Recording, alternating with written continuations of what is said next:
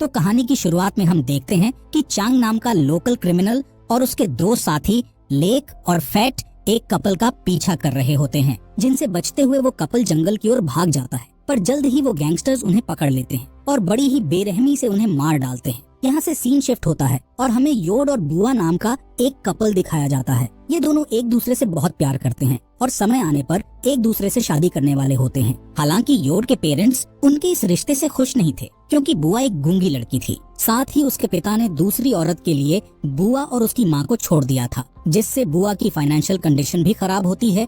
लेकिन फिर भी योड बुआ से शादी करने के लिए तैयार होता है। खैर, एक दिन योड और बुआ एक नदी से केकड़े पकड़कर घर जा रहे होते हैं, जिस दौरान गांव के बदमाश लोग उन्हें परेशान करने के लिए बुआ को पत्थर से मारकर भाग जाते हैं, जिससे बुआ के सिर से ब्लड बहने लगता है। इसलिए योड तुरंत उसे घर ले जाता है, जहां बुआ की माँ उसके घाव पर मलहम लगाती है और उसे रेस्ट करने का कहती है। इसके बाद वो योड के पास जाती है और उससे कहती है कि तुम्हें एक अच्छी लड़की और अच्छा ससुराल मिल सकता है, इसलिए अब से तुम्हें बुआ से मिलना बंद कर देना चाहिए। जिस पर योड कहता है कि मैं बुआ से सच्चा प्यार करता हूँ और मुझे गांव वालों की बातों से भी कोई फर्क नहीं पड़ता है। इस तरह योड अपने परिवार और गांव वालों के खिलाफ होने के बावजूद भी बुआ के साथ रहने का डिसीजन लेता है। वो दोनों अगले दिन फिर से मिलते हैं और एक दूसरे के साथ टाइम स्पेंड करने के लिए मछलियाँ पकड़ने जाते हैं और उन्हें पकाकर एक साथ खाते हैं। इसी गांव में चैंग और उसके दो साथी भी रहते हैं, जिन्हें देखकर ऐसा लगता है कि उनके पास लोगों को तकलीफ पहुंचाने के अलावा कोई और काम नहीं है। इसके अलावा वो लोगों के सामान और उनके पैसों को चुराकर अपना गुजारा करते थे।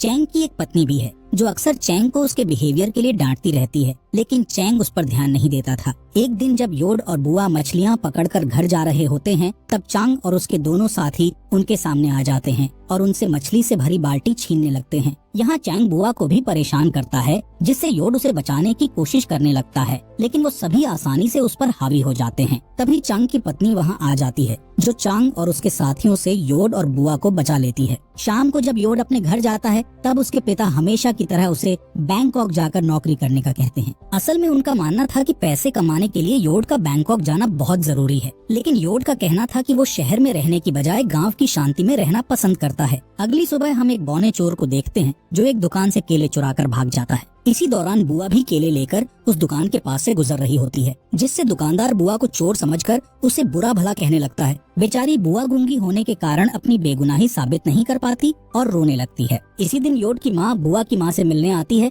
और उससे कहती है कि मैं एक गूंगी लड़की से अपने बेटे की शादी नहीं कराऊंगी, इसलिए तुम बुआ को मेरे बेटे से दूर रखो। इधर बुआ भी ये सब बातें सुन लेती है, जिससे वो बहुत दुखी हो जाती है। इसके बाद बुआ खेत की ओर चली जाती है और रोते हुए सोचती है कि आखिर पूरा गांव उससे नफरत क्यों करता है। थोड़ी देर बाद योड वहाँ आता है और उसे गले लगाकर वादा करता है कि मैं कभी भी तुम्हारा साथ नहीं छोड़ूंगा और जल्द ही तुमसे शादी कर लूंगा। जिसके बाद वो दोनों मछली पकड़ने के लिए निकल जाते हैं। यहाँ योड मछली पकड़ने के जाल को ठीक कर रहा होता है, जिस दौरान चांग और उसके साथी वहाँ आकर बुआ को किडनैप करके उसे जंगल में ले जाते हैं, जहाँ चांग जबरदस्ती उसके कपड़े उतारने की कोशिश करता है, जिससे बुआ उससे लड़ने की कोशिश करती है, लेकिन वो तीनों लोग बुआ को बुरी तरह पीटते हैं। इस बीच जब योड को कहीं भी बुआ दिखाई नहीं देती, तो वो उसे आसपास खोजने लगता है। तब उसे बुआ की एक स्लीपर मिलती है, जिससे उसे एहसास होता है कि बुआ खतरे में है, इसलिए वो जंगल में जाकर उसे ढूंढने लगता है। जिसके बाद वो देखता है कि चैंग और उसके साथी बुआ पर बेरहमी से हमला कर रहे हैं, इसलिए वो बुआ को बचाने के लिए तीनों गैंगस्टर से लड़ाई करता है। पर वो तीनों गैंगस्टर्स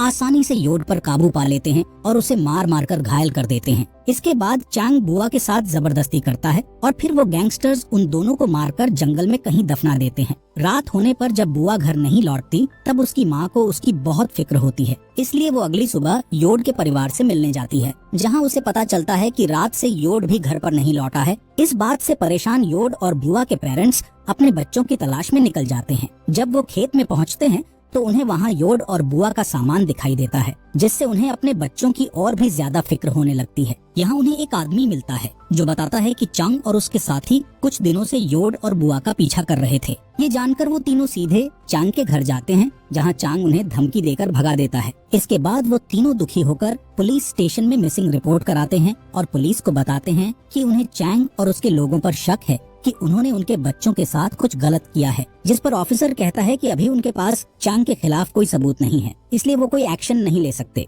इसके अलावा ऑफिसर कहता है कि शायद दोनों बच्चे अपनी नई जिंदगी शुरू करने के लिए शहर भाग गए होंगे। इसके बाद हम चांग के एक साथी लेक को देखते हैं, जो जंगल में अकेला घूम रहा होता है। असल में उसे अपने किए क्राइम का बहुत गिल्ट था और वो अपने गिल्ट से भाग नहीं पा रहा था। कुछ ही समय बाद चांग और फेट उसके पास आते हैं और उससे पूछते हैं कि क्या तुम ठीक हो, जिस पर लेक कहता है कि मैं कुछ दिनों से बहुत बुरा महसूस कर रहा हूँ और अपने आप को बदलना चाहता हूँ। इसके अलावा वो चांग और फेट को भी बुरे काम छोड़ने का सुझाव देता है। ये सुनकर चांग को उस पर गुस्सा आ जाता है और वो अपनी गन निकालकर लेक पर तान देता है। यहाँ चांग लेक से धमकी देते हुए कहता है कि अगर पुलिस को हमारी करतूतों के बारे में पता चला तो मैं तुम्हें जान से मार दूंगा। आप तीनों शिकार करने के लिए जंगल के अंदर चले जाते हैं। जब वो जंगल में जानवरों को ढूंढने की कोशिश कर रहे होते हैं तब अचानक से उन्हें बुआ की आत्मा दिखाई देती है, जिससे वो सभी बुरी तरह डर जाते हैं और जंगल से भागने के लिए मजबूर हो जाते हैं।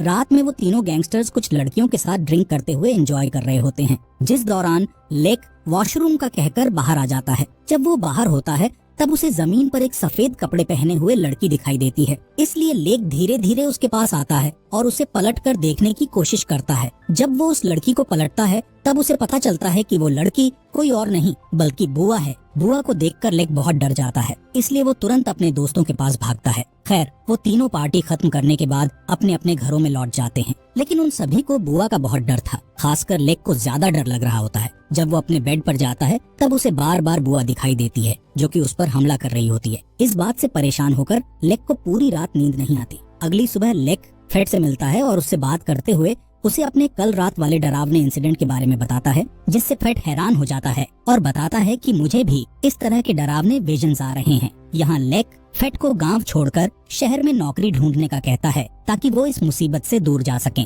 इसके अलावा लेक कहता है कि अगर गांव वालों को हमारे बुरे कामों के बारे में पता चला तो वो हमें बर्बाद कर देंगे। जिसके बाद फेट कहता है कि हमारे जैसे लोगों के लिए नौकरी पाना बहुत मुश्किल है, इसलिए हमें गाँव में ही रहना होगा। अब वो तीनों एक बार फिर से जंगल में शिकार करने के लिए जाते हैं, जिस दौरान लेक के सामने बुआ आ जाती है और उसका पीछा करने लगती है, जिसे देखकर लेक डर जाता है और उससे अपनी जान बचाकर भागने लगता है। भागते समय अचानक से कोई उसके सिर पर एक लकड़ी की टहनी से हमला कर देता है, इसलिए वो फ्रेश होने के लिए वॉशरूम में जाता है, जहाँ उसे योड की आत्मा दिखाई देती है, जिससे फेट और भी ज्यादा डर जाता है। दोस्त फेट मरने के डर से परेशान होकर मंदिर में जाता है, जहाँ वो अपनी जान बचाने के लिए भगवान से प्रार्थना करता है। इसके बाद वो चैंग से मिलता है, उसे बताता है कि मैं गांव वालों के सामने अपने गुनाहों को कबूल करने वाला हूँ। इस बात पर चांग को बहुत गुस्सा आता है और वो फेट के चेहरे पर मुक्का मारकर उसे चुप रहने का आदेश देता है। लेकिन फेट अब और चुप रहना नहीं चाहता था, इसलिए वो जिद करने लगता है कि वो गांव वालों को सब कुछ बता देगा। इस बात पर चांग उसे बेरहमी से पीटने लगता है और जान से मारने की धमकी भी देता है,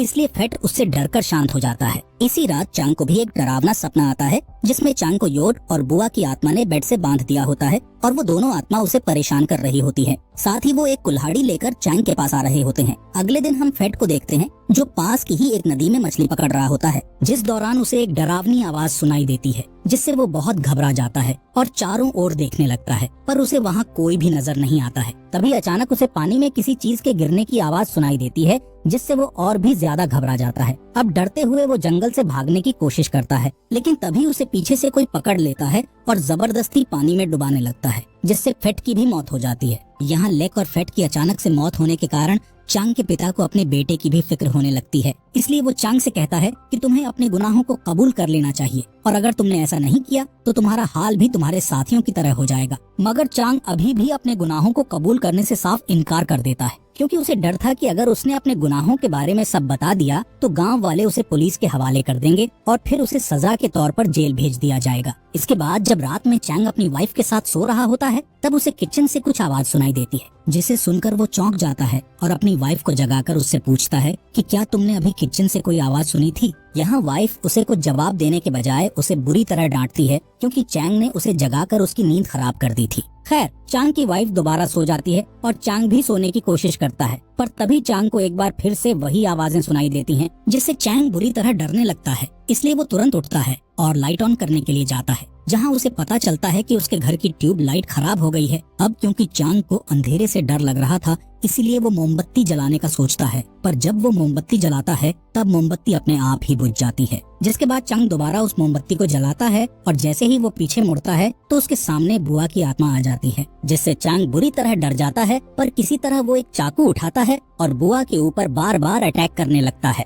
जिस दौरान उसे एहसास होता है कि उसने चाकू से बुआ पर नहीं बल्कि अपनी वाइफ पर हमला किया था और इस हमले से उसकी वाइफ की मौत भी हो गई है। यहाँ चैंग को विश्वास नहीं हो रहा था कि उसने अपनी ही वाइफ को मार दिया है। जिसके बाद चांग एक बच्चे की तरह रोने लगता लगता है तब उसके पीछे से एक अनजान इंसान आता है और उस पर हमला करके उसे बेहोश कर देता है। थोड़ी देर बाद जब चांग को होश आता है तो वो खुद बंधा हुआ पाता है। तभी वहाँ योड और बुआ आते हैं जो कि अभी भी जिंदा थे। चांग उन दोनों को जिंदा देखकर बहुत हैरान हो जाता है। यहाँ योड और बुआ रिवील करते हैं कि चांग और उसके साथियों ने उन दोनों को जिंदा दफनाया था। साथ ही जब वो तीनों उन्हें दफनाकर चले गए थे तब कुछ ही समय बाद बारिश होने लगी थी, जिससे योड और बुआ को होश आ गया था और किसी तरह उन दोनों ने गड्ढे से बाहर निकलकर खुद को बचा लिया था। जिसके बाद उन्होंने एक दूसरे की मदद करते हुए अपने घावों की देखभाल की और कई दिनों तक जंगल में रहने का फैसला किया, ताकि जब वो पूरी तरह से ठीक हो जाए तो वो चांग और उसके साथियों से अपना बदला ले सकें। कुछ दिनों के बाद वो दोनों पूरी तरह से ठीक हो गए और उन्होंने अपना बदला लेना चालू कर दिया।